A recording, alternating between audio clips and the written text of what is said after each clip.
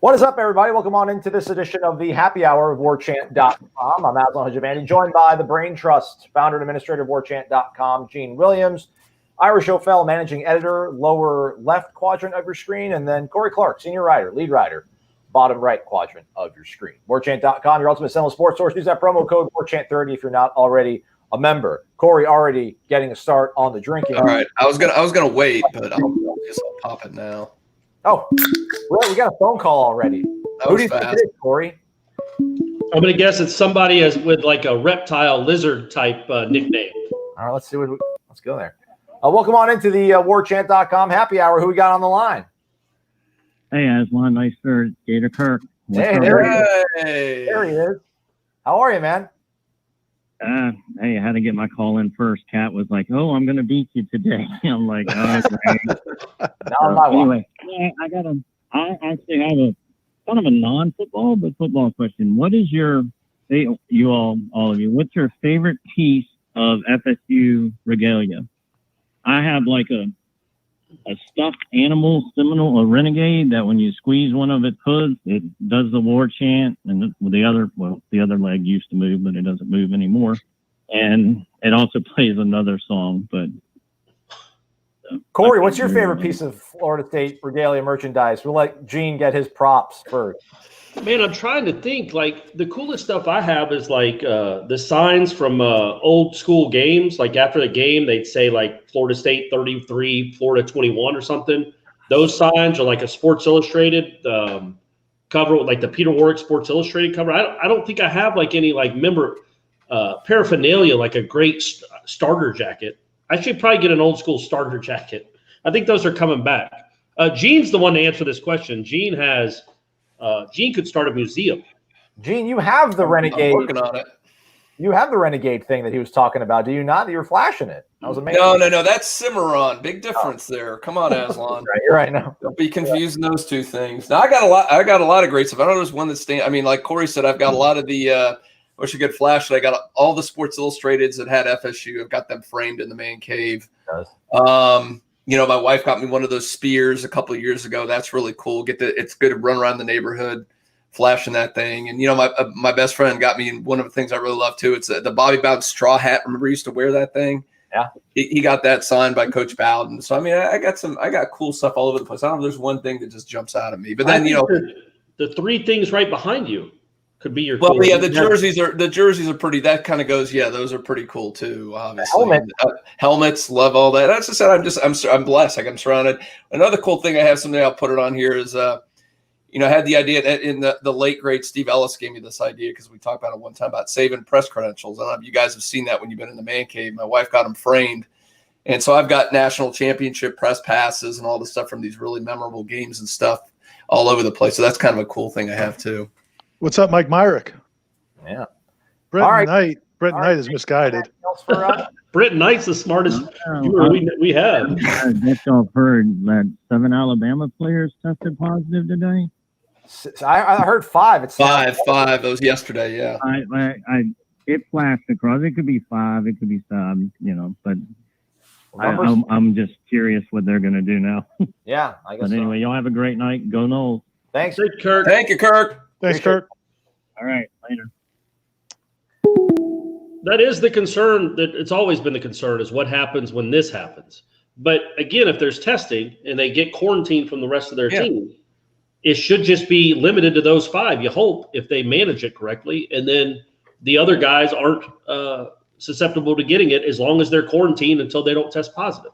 And you just test them. You can't continually test and continually test. Yeah, and the cool thing, and I just posted that story up on the site this afternoon if people want to go check it out, about Florida State's actually building their own COVID-19 testing center that Florida State's going to operate. And so they're getting the lab equipment is getting shipped in this coming week, and they'll be able to get results within hours of giving people tests. So the main thing is for the campus, for the university, the students, if a kid feels sick in the morning, they could test them, and by that night, they'll know whether or not he or she can go back to her dorms, go to class the next day because they'll have tested them. But the football team, the athletics department, is going to benefit from it as well. Instead of right now, it takes a couple days up to a week to get the results back from these tests. They're going to be able to get them back within hours. And it's a huge thing in Florida State. I don't know how much they invested to make this happen. And maybe they're getting some help from the government, because Tallahassee right now, nowhere in the city of Tallahassee can you get test results done right away. It all gets shipped out. But FSU is going to have their own facility, so that should definitely help the Noles. Do you know how many tests they're going to have, Ira? Like the purchasing amount of tests, or what they plan to have? They said they're going to have enough. The plan is to have enough for the university, and then also to be able to help people in the community. So it's part of they're actually going to open it up to people outside of just FSU, but that's probably going to be limited. It's not like they're going to be able to do everybody all the time, unlimited, but it sounds like they're going to have really, really broad testing capabilities. So it's a big deal.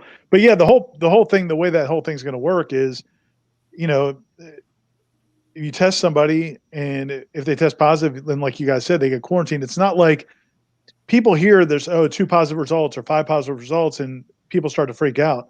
But really, it's only a huge problem if there's a breakout. And that's what they're trying to avoid by doing all the testing. I see that question on there, and I along those lines, that we switched to a different one was on there, but to say that Corey's the GOAT, he's got to get some FaceTime. Did he pay the $1.99 just to say Corey's the GOAT? I think so. Wow, Corey, you really got a fan. He's putting his money where his mouth is. Does that money go to Corey? Yeah, who gets that money? Free beer. I get the money, Corey. Sorry. Yeah, it's one of these bad boys. Yeah, no, I guess you do. Well, I'll take a drink. That's a fair thing. If you shout out, throw some money at Corey, we'll take a drink for you. But no, he had asked the guy there was about. We got a call. Okay. Sorry. Who we got on the line? Welcome to the War Chant Happy Hour. It's Jeremy. How you guys doing? Jeremy, there. Hey. What's up, fellas? How's it going, man? Question. Aslan, today when you by accident called Corey Ira, and Corey said, "Don't ever do that again," it got me thinking. Any chance maybe this season we actually have football? You can film Corey and Ira doing a road trip to a game, and we see a behind-the-scenes thing of a trip and the two of them going at it, because the two of them are a riot together. I'm in, man. I'm in. We gotta get Corey. Corey's likes his own space. He's really into social distancing before it was even a thing. So he likes. If we can get him in the car with us, I'm down. Well, Corey's got the car together. Yeah. Corey's got the car camera. You just roll that. We'll just go live. Corey is literally the worst travel companion in the world. Yeah, that's right. Because I'm the guy that I have to walk into every fast food restaurant. I can't go through the drive-through. I won't stop at a rest area, and I'm going to snore for half the time right in your face. Hey! You can't hear your satellite radio. Jeremy, look what you started. We always got to go to the snoring. Always got to go to the snoring. Listen, man, it's just you feel like if you're behind the wheel that everything is under your auspices, and I'm just saying let's communicate. Let's talk. Maybe this time we'll go to a gas station. Maybe this time we'll go into the restaurant. I'm not one of those guys that's like, hey, don't touch my AC. No, don't touch the radio station. I'll let you do whatever you want on the controls, buddy. But yeah, I'm not gonna. If there's a rest area right there, Daddy's got to urinate. I'm gonna stop at the rest area. You can stay in the car. If Gene pays me extra, I'll ride with Corey. The call dropped for Jeremy, but I'm having internet problems over here. Midtown offices, infrastructure is falling apart around me. But I think Jeremy, before the call dropped, said he wanted to give a shout out to Marvin and Coach Norvell for the way they handled things. So I didn't want that to not be heard by the audience. Hugging it out. But yeah, I mean, I was listening to a podcast with the whole COVID and the testing, and to your point, Ira, 3 or 4 guys is not a problem, but I think the concern obviously is the transmission and being so close to each other, and the problem is what if a room gets it, right? What if your cornerback's room get it, or even worse, what if your quarterbacks get it? I guess in terms of maybe 15's a scary number, but if it's 5 guys and it's all in the same sort of segment, that would be a concern. Sure. Hold that thought though, as we get another phone call here. Welcome into the warchant.com happy hour. Who we got on the line? Hi, this is Jacob from Orlando, Florida. Jacob, what's going on, man? How are you? Let's go, Jacob. So I had a question in regards to today's podcast, where you guys were talking about who you thought would be the quarterback starter for week 1. in regards to that, when you guys had mentioned that you were talking about Chuba Purdy and how he could be the potential starter, what is your guys' thoughts on having a true freshman start at quarterback versus Blackman, who has more experience, but granted can melt down in the middle of games like we saw in the Arizona State game? It's a fair question. Corey, you want to take that one? Yeah, I think if Blackman had shown any signs of the last 3 years of being like a calm, a mistake-free type quarterback, maybe not a great quarterback, but is it going to lose you games? Is it going to make awful turnovers at inopportune times? I think you do go with the guy that you can count on to not lose you games. But I don't know that he's shown that. Again, it's a different coordinator too, and it's a different coach now. So I don't want to put that all on him that he just can't do it. He just hasn't shown the ability to do it in his first 3 seasons. So I think in that regard, I don't know how much more risky it is to have a true – if you think Chuba Purdy is the future and if you think he's got more natural talent or just talent in general than James Blackman, he understands the offense a little better, I don't know how much more risky it is to put him in as starter as opposed to James Blackman when Blackman's last game was the Sun Bowl. Like, it couldn't get any worse than that as a quarterback just turning the ball over. So that's where my thought process comes into that, really. But and also, you see it around the country now. True freshmen are starting a lot more, or at least getting a lot more reps than they used to even 10 years ago, I think. So it wouldn't be out of the realm of possibility for a true freshman to start. Right, Ira? Yeah, Corey, good point. Thanks, yeah, no, buddy. I really think that this is one of those things where everybody feels bad for James Blackman. In 4 years, he's had 3 head coaches, 4 offensive coordinators and quarterback coaches, 3 or 4 new systems, a terrible offensive line. Yeah. Terrible offensive line the entire time. So he's had it's ridiculously poor circumstances. And then the spring should have been an opportunity for him to work with this new coaching staff and really kind of maybe prove that he's not the guy they saw in that bowl game. Because we talked about before, he might have seen that game as kind of a somebody's asking for drinking games. We could play quarters. But James may have put pressure on himself in that bowl game thinking, hey, Mike Norvell's here in the stadium. He wants to see me play. And then he gets 3 days of the spring and then everything gets eliminated. So it's been really unfair what's happened to him. At the same time, I think he's got to have an unbelievable camp, just to be just tremendous, clear-cut winner in preseason, and then he could get the job. If he's clearly the best guy in the preseason, he'll get the job. But if he's not, if he's the guy we've seen the last 3 years, then I think, you go with Chuba Purdy or certainly one of the younger guys. Isn't this just the situation that's going on right now with you had basically no preseason. You got a new coaching staff. I mean, everybody's basically starting from ground level. Usually is the case. You've had some guys have had some experience and some interaction with the coaching staff before the true freshman who comes in over the summer would do that. So nobody's really got a leg up. Yeah, James Blackman has experience, but not with this group, as Ira pointed out. He hasn't done anything with this group. So this is a really unique situation. 9 times out of 10, I say a true freshman probably not going to start. It could definitely happen here. I've still got my money on Jordan Travis.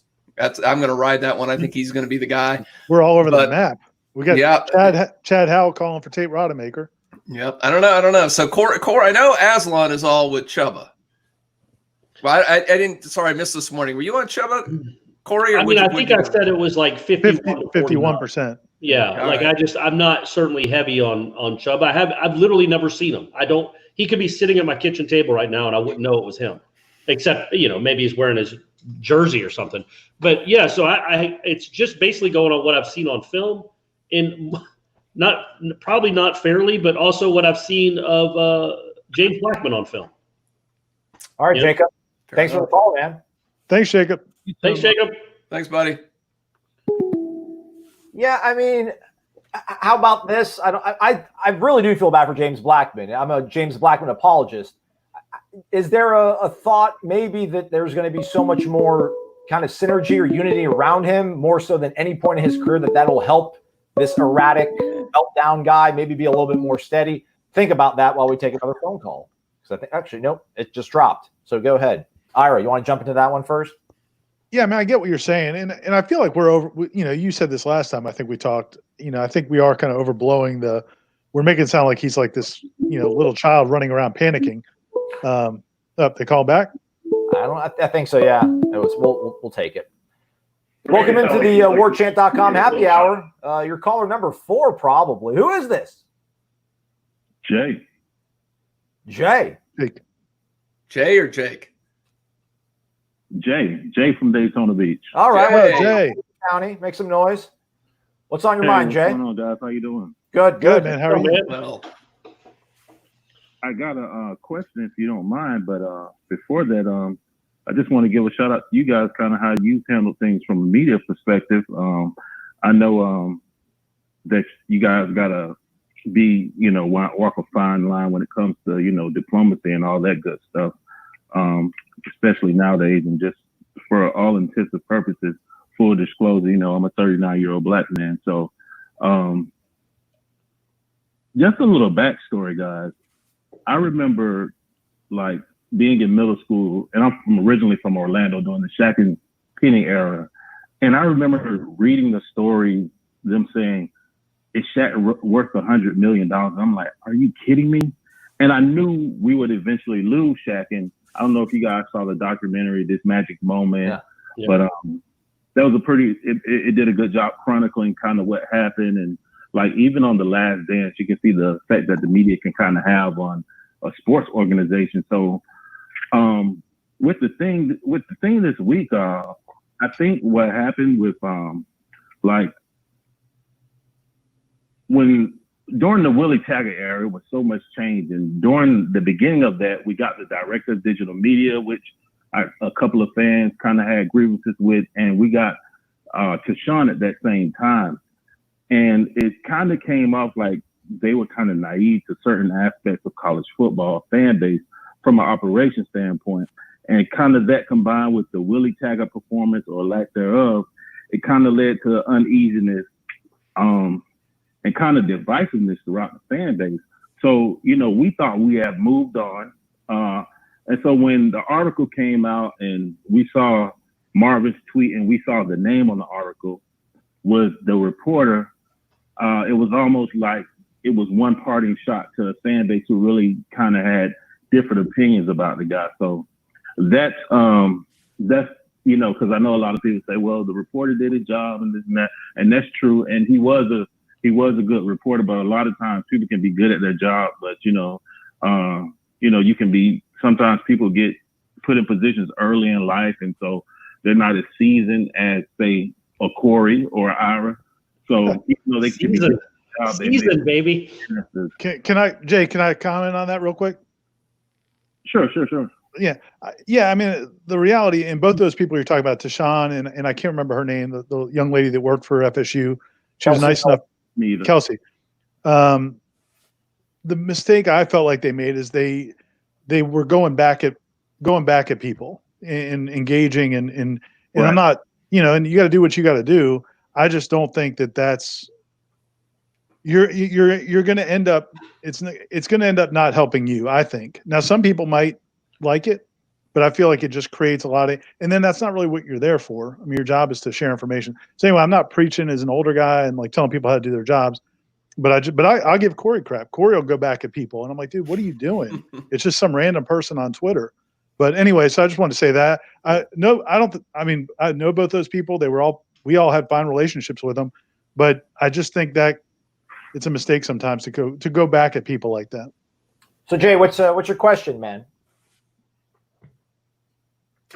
Okay, so here's my question. Thanks for sorry, the garage door is going up. I know that's back. It's all good, Jay. Thanks for letting me get my epilogue out there. But no, as fans, a lot of times we just want that escape. So when other things kind of get in the way of that, it's like, come on, man. But this is my question.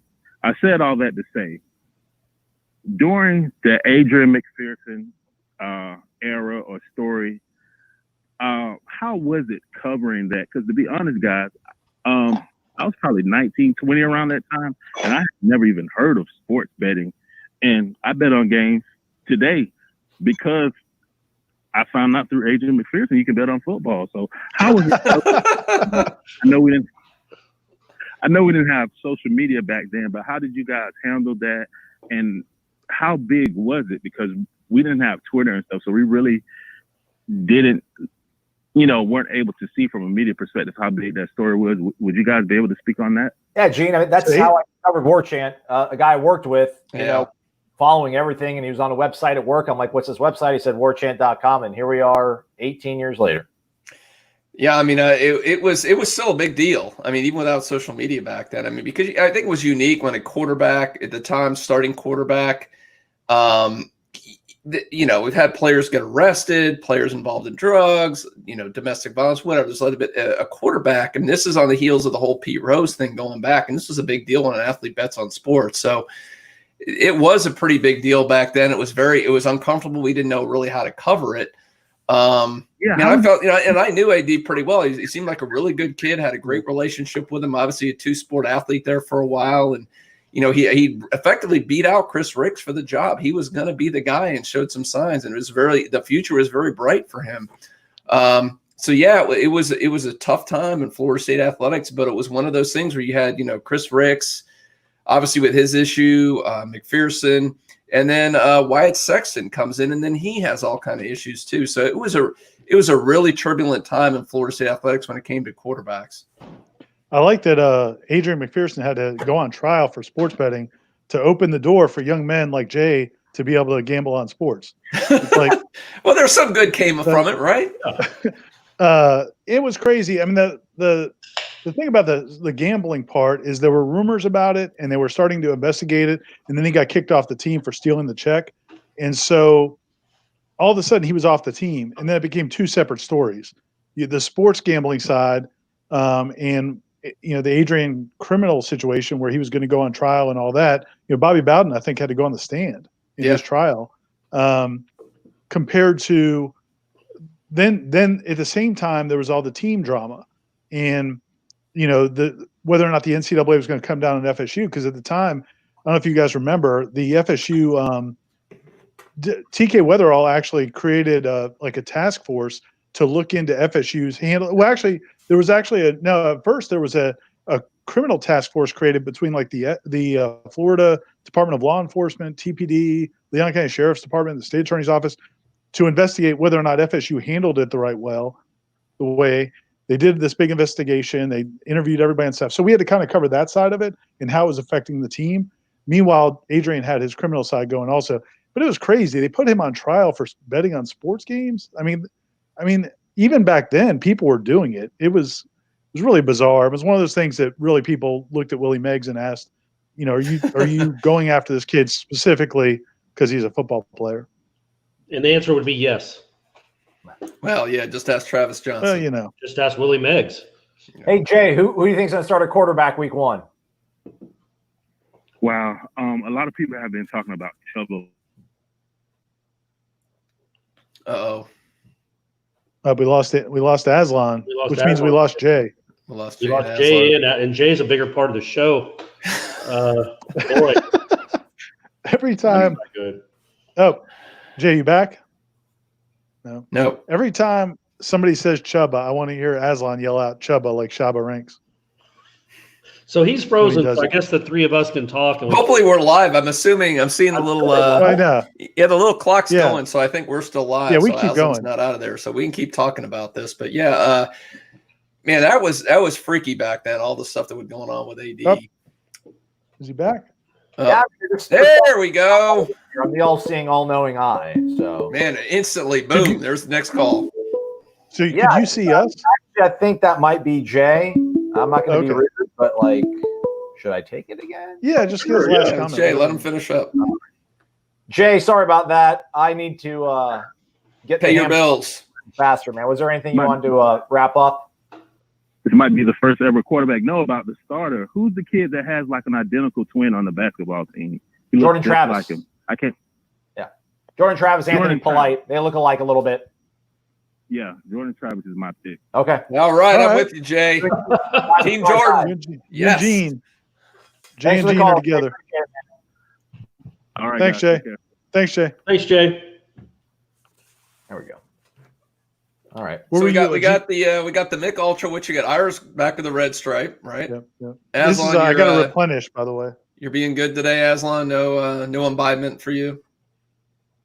We lost him. He's frozen again. Frozen again. Oh my god. It's ridiculous. Can we just go without him? Can we just talk about that shirt he's wearing for a second? Yeah, what's up with that? Like, would you wear that in public, Ira? Oh, he's when I worked in TV. Here, he's gone again. Would you wear that, Ira? Would you ever wear that? How much would I have to pay you to wear that shirt in public? What is the design? What's on it? Can you tell? I mean, it just looks like polka. It's like a clown shirt. But come on, Gene. Gene, that's too much, Gene. I was just having. It's not. I just want to know what the white things are. I think there's something like No, I think they're just. You think there's okay? Then if they're actually designed. Asa, we need to know, what are the white things? Is there a design or just circles? Flowers. Like flowers. Yeah. Okay. Well, now I would wear it. Now they know they're flowers. All right, we got a phone call. We'll see if it works. Welcome in to the the warchant.com happy hour. This is more important. This is more prestigious. Who we got on the line? You're there. I see. No, we didn't lose Aslan. We just lost the caller. Caller, are you there? All right, we can try again. We appreciate it. Can we do like a contest? Caller number 6 wins something. Just like because we, I got a number 5. Go ahead, Ira. I've got some inside information on that. So when I was a kid, I was like in Cub Scouts, and when you do Cub Scouts in Miami, you can't go to like parks or like camps or anything like that. We're in the city, so we would go to we went to the Miami Herald one week. We went to a radio station, and they were doing a contest while we were there. Like while we were, the Cub Scouts were all in the little room. I was like 9 years old, and they were doing like, hey, if you're the 47th caller. And literally all they do is they keep answering the phone, and they're like, hey, this is Y100. And then however the person sounds, if they sound like they're going to be good on radio, they'll be like, oh, you're the 47th caller. What? If they sound like a dud or boring, then they're like, oh, sorry, you were 24. And then they hang up. That's at least they were doing it at the radio station I was at. They showed that Aslan's worked in that business. I don't know. Yeah, man, we saw behind the curtain. What a bad example they set for the youth of America. It's Miami, man. That explains a lot, Ira. Yeah, it was Miami. we were jaded early. Somebody texted a question to us, 850-792-5730. Hey, fellas, this is EMG from San Antonio. Thanks for allowing me to ask my question concerning the status of Keyshawn Helton and Hamza Nasruddin. How far are they along in recovery? We'll answer after this question. Oh, can you put them on hold or tell them to hold and we can talk about it? Yeah, caller, hang tight real quick. Ira's going to give us some knowledge on maybe, I don't want to put too much pressure on you. Do we have any updates on Keyshawn Helton and Hamza Nasruddin's health? I actually talked to Hamza recently. I'm doing a feature on Hamza, and that should be. I was going information for the top 40. I didn't know where to rank him because I don't know his health status. You could have called somebody. You only talk to Corey. You could talk to me and Gene once in a while. No, he's doing really well.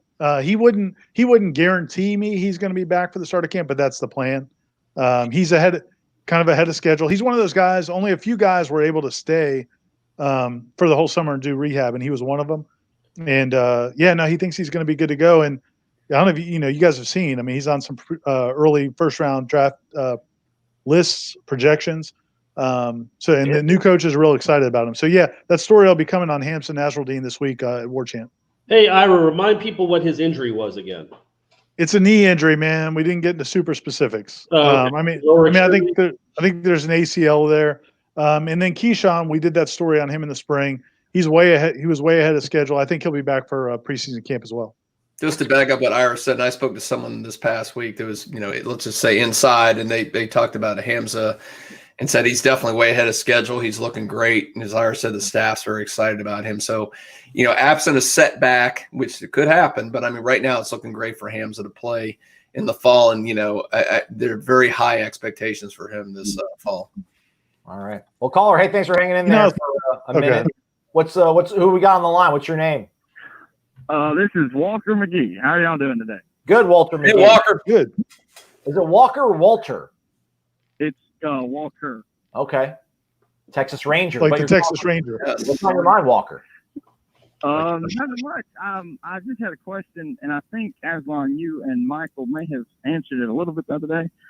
It was just y'all were talking about recruiting, you and Michael, and y'all were talking about maybe Adam Fuller recruiting like a hybrid defensive player, like an Isaiah Simmons type guy.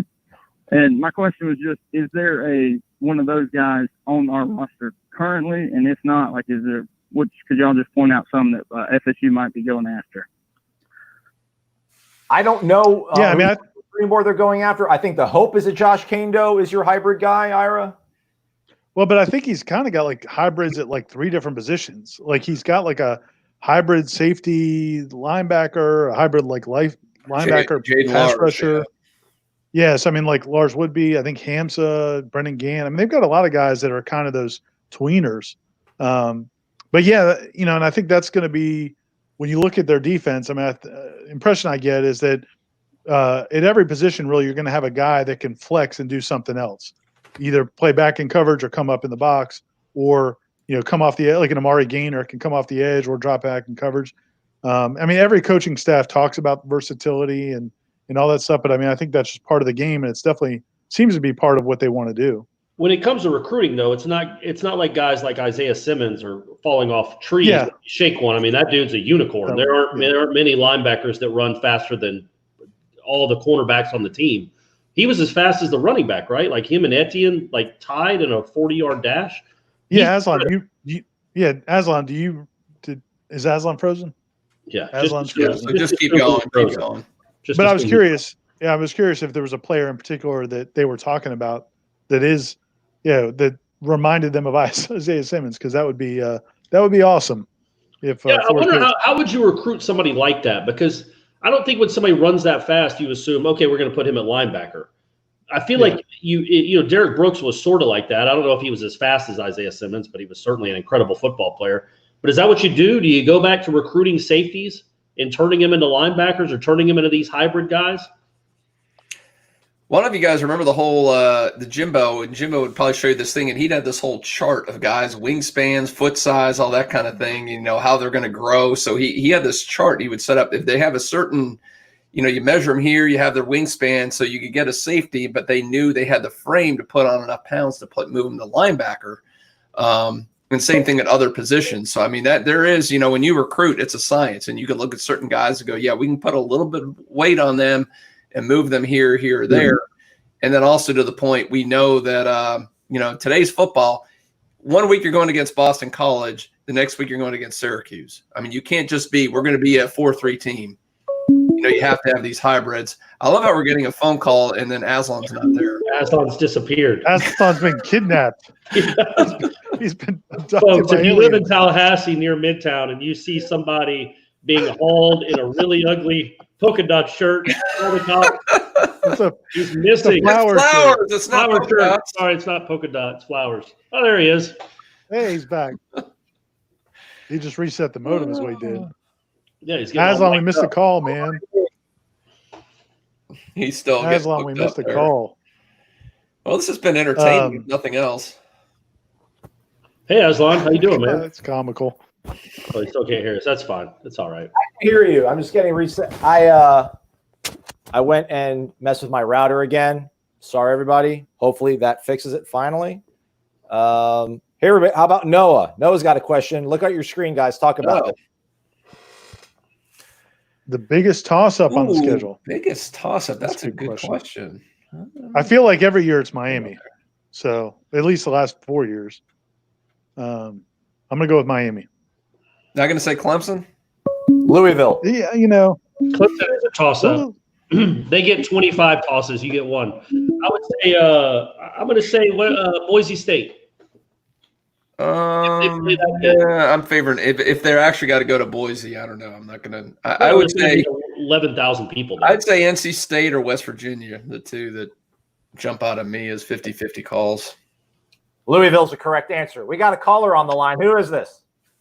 Yeah, Chris in Atlanta, Georgia. ATL, what is going on, Chris? What's up, man? I wanted to follow up with the last call. I'm actually a black male as well. So all right. You are welcome here, I promise you. No, you guys are awesome. But I wanted to check in as far as the Norvell statement. Obviously, I guess misstatement that was quoted. I just wanted to kind of get everybody's take on how it was handled from Marvin's end. Obviously, I completely understand why he did what he did. And I also understand why people would think that maybe he should have just, kind of coached, behind the scenes a little bit.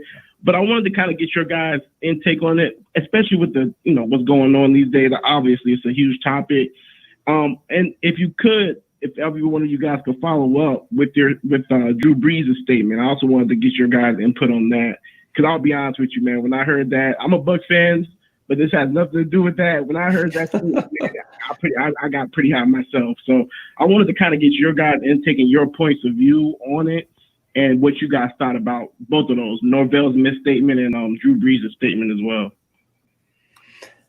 Ira, you wrote a column about it. Podcast. So, Ira, you're Gene, if you guys want to take this one. Well, yeah, he said Corey wrote a column kind of talking about the whole process. So let's let him start. Oh, okay. Chris, where do you live in Atlanta, by the way? I'm in the north side, man, Duluth, Georgia. Okay, I grew up in Norcross. I grew up on Jimmy Carter Boulevard. Yeah, right. That's right down the street, man. I went to Meadow Creek High, class of '93, Meadow Creek, buddy. How about that? Hey, Chris. Yeah, Chris. Does Meadow Creek win anything in any sport? Hey, man. To be honest, I'm just asking. And I went to school at Chattahoochee, man. So I wasn't in this district when we played football and whatnot. So I just want to let everybody know that a couple years ago, our boys basketball team won a state championship, and then our boys soccer team also won a state championship. When I was there, we won zilch. But anyway, so with Marvin's thing, yeah, I do. Like I'm kind of like you. I see both sides. I understand that. I think it was on the heels of the Drew Brees thing that got so much traction on Twitter, where everybody spoke out, and then Marvin sees what he saw. And he felt like almost, to me, maybe it was just like, man, that's enough. I'm gonna tweet. I'm gonna talk to my teammates, see if this is okay with them, and I'm gonna tweet this because I'm not having this right now. I think maybe that was maybe on the heels of everything else that's obviously going on. I think maybe that was the lighter that got that going for him. But yeah, man, I certainly have no problem with him doing it. I don't think Marvin Wilson is a person that does things like that lightly. Could he have gone to just his coach and stressed, hey man, I think you didn't do what you said you told Tashawn you did. What's up there? But at the same time, think about all the people that saw that video yesterday when he came out. I mean, he got I don't know, hundreds of thousands of views. Now all the players are going to be registered to vote. I don't know if that happens if Marvin just keeps it in house. So I mean, I certainly understand why he did it. And I respect it. Here's my it's a complicated issue. I mean, on the how he handled it, I think the emotions were really raw for Marvin because they had just that Wednesday night they had just had that meeting with David Coburn and the administration where they, from what I understand, it was it's kind of a confrontational meeting where the student athletes were really challenging David Coburn and the staff about. Are you really supporting us? Are you with us? Or are you just putting out, vanilla statements? Or do you really believe what you say? And are you really standing with us? And then right after that, Marvin comes out, a couple hours later. I think there's a lot of emotions to it. But it's a weird time. Like on the one hand, for the last, I don't know, as long as I've been covering college football, which is like a long time, 25 plus years, everything's supposed to stay in-house. And if you've got an issue, it's supposed to go to the coaching staff or it's supposed to go to a teammate or a captain, then they talk to the coaching staff. So I understand why people are frustrated by it. They don't think that's how Marvin should have handled it. But this is such a unique time and place in our country's history that I understand. That's why I think Florida State's coaches are giving them latitude. And if you remember the statement, FSU put out the statement that the message Norvell did send to the players, which was he wanted them to kind of embrace their platform. He wants them to, and if you've seen in the last 24 hours, a lot of the players have put out statements. Cam McDonald wrote a letter to FSU fans. Timor and Terry put out a long statement. And every time they are doing it, the coaches are embracing it and promoting it because they want those guys to have a voice. The challenge to that, though, is you're not always going to like what they say. And this was a case where Marvin came out and said something that the coaching staff probably didn't love hearing. But Norvell, the nice thing where Norvell handled it well is that he apologized because he felt like he was in the wrong. I don't think he would apologize. A lot of people are like, what are you going to do next time? Well, hopefully Norvell won't make another mistake. But he wouldn't have apologized if he didn't think he needed to apologize. but he did. It would have been really bad if he had come down on them for using social media like a Jimbo had done, because he had said he wanted them to use their platform. And the first time somebody does, you come down on them. So I think they handled it all well. The one thing I would say, and we haven't really addressed this, and just talking to people the last day or two, and I know Gene and Corey and Aslan talked to people too, but it's not like Marvin made it kind of a blanket statement that everybody was going to boycott everything. And that's not really what we've heard. That it wasn't like he polled 90 players and everybody was ready to walk out. I think he got a little bit ahead of himself on that, and he was emotional. So that's the only thing I would say, is that it wasn't 85 players planning to protest. It was Marvin and some other people. So it was a dicey situation, but I think Norvell handled it pretty well. And I will say, kind of the good news out of this is, at the end of the day, the guys got together. They addressed this personally in the team meeting and had discussions, and it looks like ultimately more good than bad came of this situation. It was really what you hope for when these things happen like this. And I can't intelligently speak to where Marvin was coming from. I have no idea. So, but I would just, say, I get it too, that also he doesn't have the relationship with Norvell. It's not like he's been with Norvell for years. So in a way, you kind of get that. People say, why don't you reach out right away to Norvell? Well, he doesn't really, maybe he doesn't know Norvell, and he sees this comment and he's emotional about it. But I will say the one thing, looking back, he doesn't know Norvell, but he does have a pretty good relationship with, I would hope, Odo Higgins. So I don't know if he did, or I'm assuming he did not reach out to Odo Higgins, but I would think he has he's the guy that recruited him. He's been with him for 4 years. It would have been nice if he reached out to Odell maybe before doing this. But hey, the good thing is the sides got together, they worked it out. Mike Norvell admitted a mistake, and he did make a mistake, and he admitted it, and I think the team will be better for it. So at the end of the day, it worked out. There you go, Chris. Awesome. Guys, Chris, how did you feel about it? But if you could just speak on the Drew Brees comment as well. We're not the Saints. We're not the Saints site. Come on. That's a tough issue, man. I don't think we want to go down that path. I do think that Drew Brees felt that wrath really quickly. Like, that was not lost on him. He's already apologized twice. In the last one, it looked like he hadn't slept in a day. So I feel like he got the message. Whatever we would say about it, the people that matter in Drew Brees' life, his teammates, certainly got the message across that they didn't appreciate it, which is to him the most important thing anyway. Right. Chris, who's going to be the starting quarterback? Who you got? I want Chubba, man. Chubba. Oh, another Chubba. Chubba. There we go, man. Chubba. There we go. All right, Chris, thanks for the call, man. Aslan, you need to Thanks, keep a Chris. running poll going between us and the callers and who's going to win the job. Hey, I did feel you see putting these expectations on the poor kid already. Did you see Walker McGee post or came back at us? So, real quick, when he said his name was Walker, I was like, first of all, do you think his name is really Walker McGee? And look who's got the avatar of. There we go. Because when we said his name was Walker, I was like, how often does he hear the Walker Texas Ranger thing? But he's got it as his avatar. So now I'm wondering if it's really anyway. Amari Gaynor, yeah, man. Yeah, obviously. I mean, yeah, we should have mentioned him right off the bat. I mean, he's definitely one of those guys that you would think, I don't know, he's Isaiah Simmons, but in terms of athletic ability, I mean, probably not far behind. I mean, that guy's a freakish athlete. All right. You guys are being quiet. You want me to take this call? I guess, yeah. I didn't want to start something. Go ahead and take it. Welcome into the warchant.com happy hour. Who we got on the line? Hey, it's Kat. Kat, what is going on? Kat. Hey. So first, I just wanted to tell Aslan that the shirt's great. Don't let them tell you. She's just being nice. Aslan dresses for the ladies, not for us anyway. Yeah, that's true. That's a good point. Yeah, exactly. We had a question for you. We were talking the other night, and we were talking about what FSU football player, past or present, you would say that you identified the most with character, personality, things like that. Okay. Interesting. Who's my spirit animal? That's probably Chris Ricks. I wish You identified with Chris Ricks. That's who. That's not surprising. That's awesome. He parked in a handicap spot because he was running late. I'm always running late. There's a lot of correlation between he and I. Got it.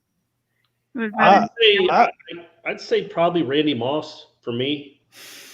But that's physical, Corey. I think she meant character. The character, yeah. I mean, similar. I guess again, Charlie Ward, Warwick Dunn, one of those guys. I feel like those. It's like looking into a mirror sometimes, just the way they carry themselves and conduct their lives, the good men they are.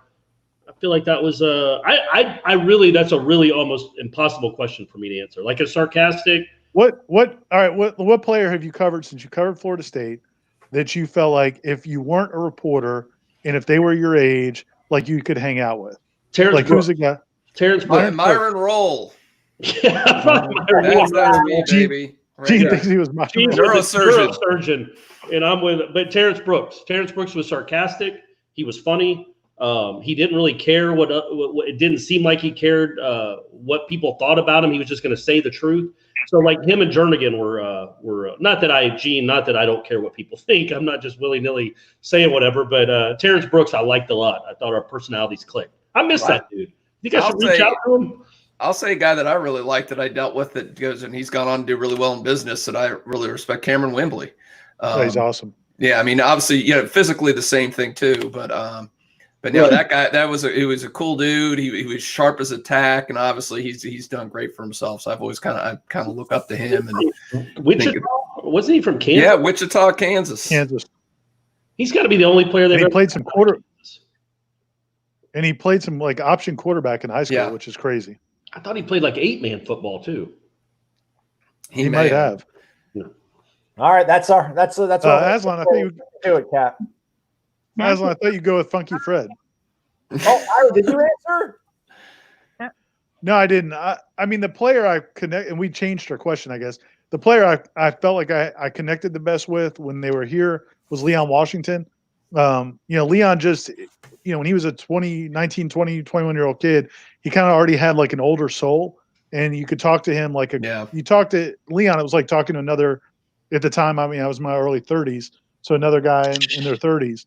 So I really, really liked Leon. And then I liked the way he played. I remember, Gene, you can speak on this too.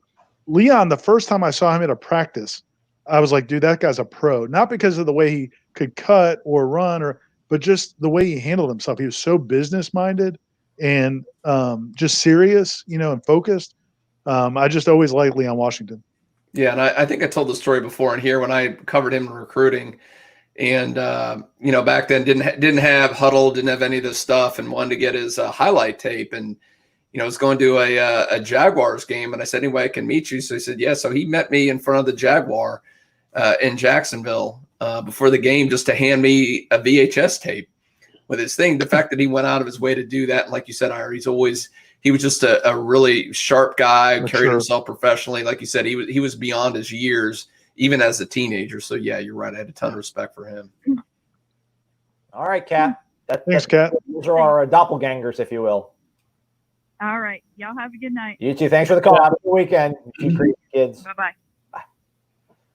What do you think about this gauntlet that's been laid before your feet? Oh, you gotta get some facial hair. Wow, I don't know, guys. So what? Why do I have to do this? So what about Corey? What does Corey have to do? Put on a wig?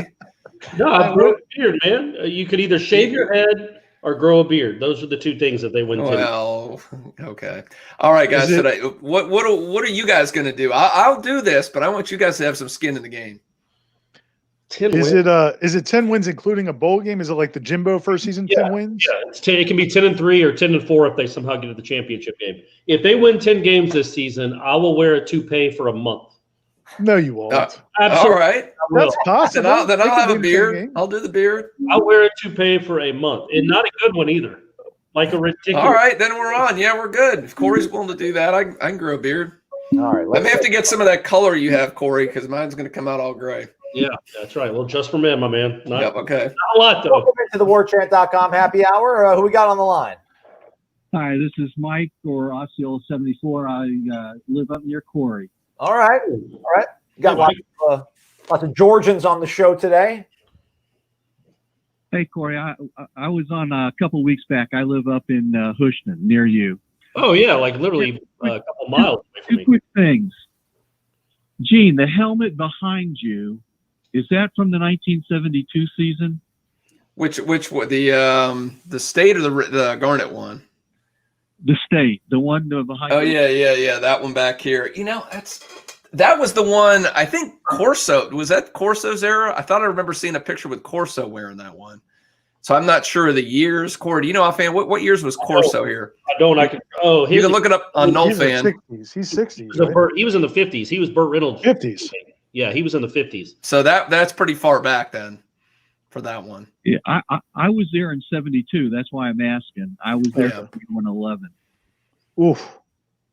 Man, what was that? Did you go to any games? I went to all the games. What was like? What were the crowds like? The crowds were not too bad. The crowds were not too bad. I was actually a PE major, so I was in the gym with most of the guys. Yeah. Oh. Interesting. It's a different time. There. Yeah, two quick things you said. Okay, the other thing I had was you were talking about the character guys, and of course Charlie Ward came up.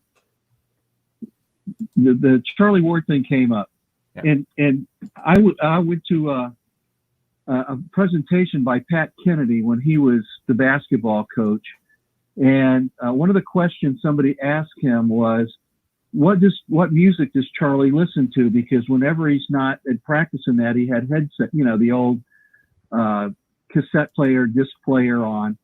And Kennedy said, he said, somebody else has asked me that, and I asked Charlie, and that he always listened to gospel music. That's what I figured you were going to say. It's like Leonard Hamilton. I just looked it up, by the way. The helmet right above Gene is from the 1965 season.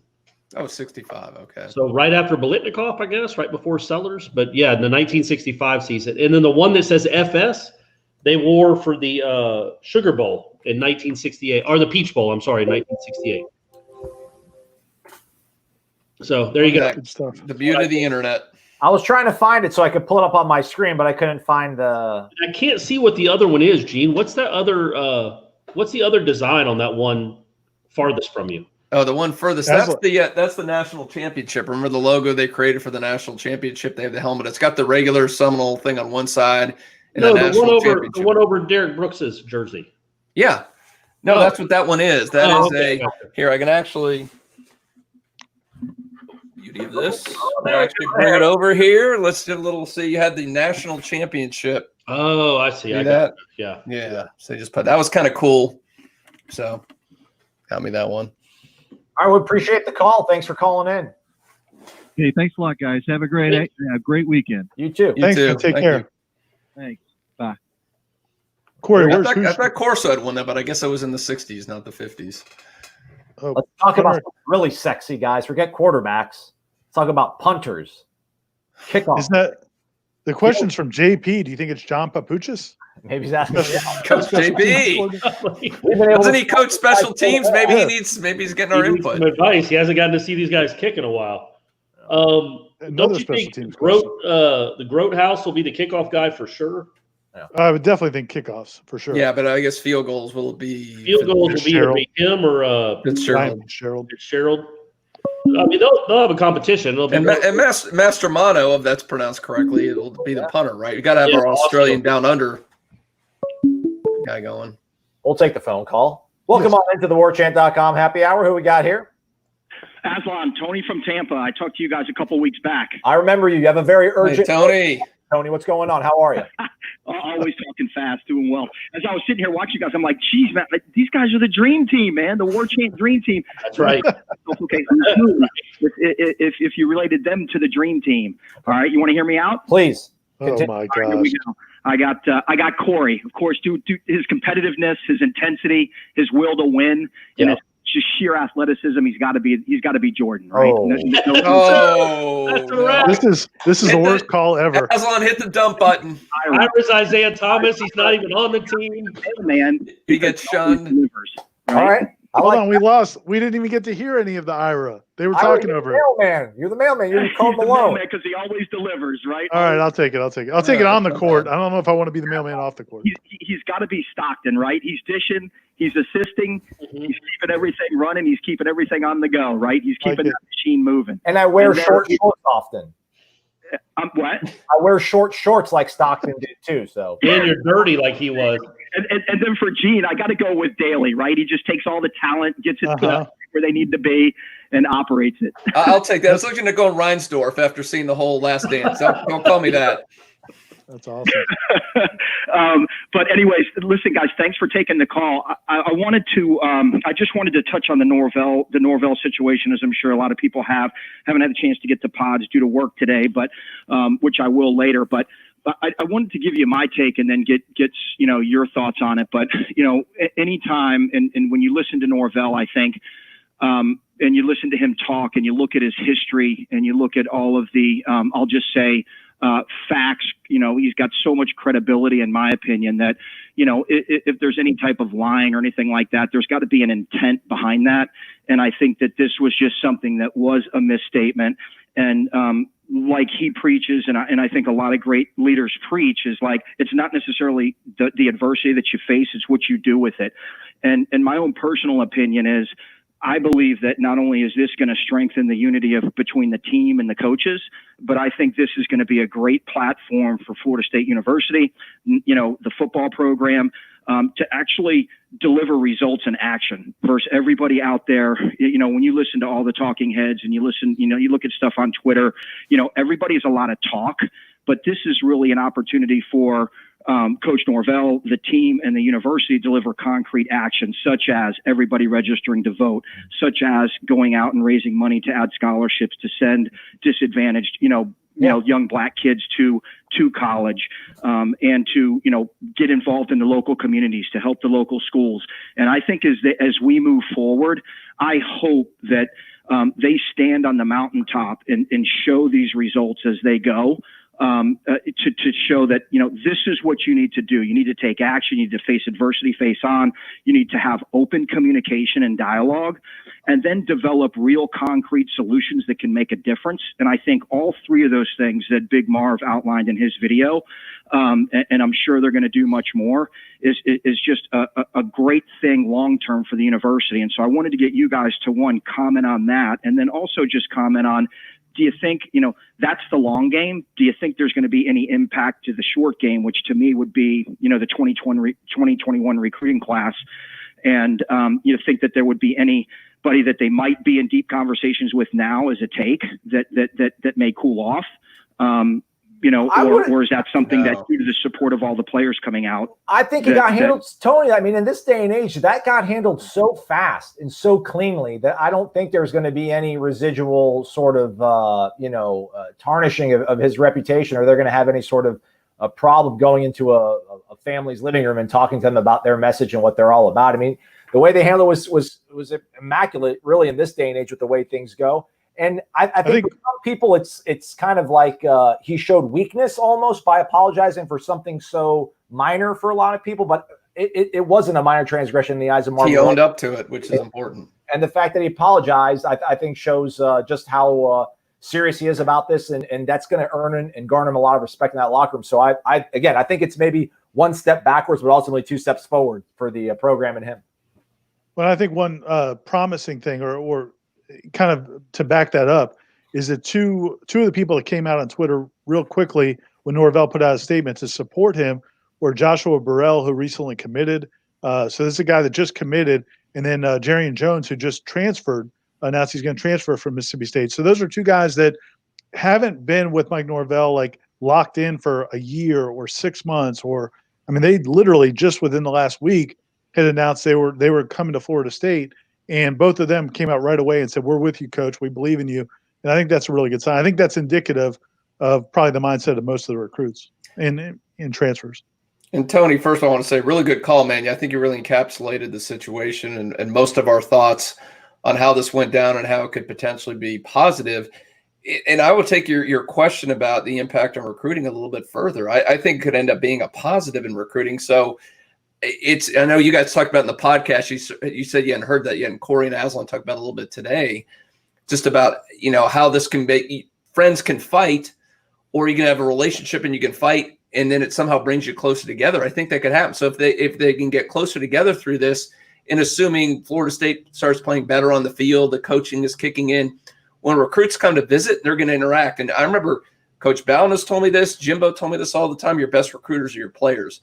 And if those players are bought into this coaching staff, not only as coaches, but as human beings that are able to interact with them on that level and encourage them to do these kind of things that Marvin put out, I think in the end of the day, that's going to resonate with these recruits and it's going to resonate with their family. So I think at the end of the day, this can end up being a positive for recruiting.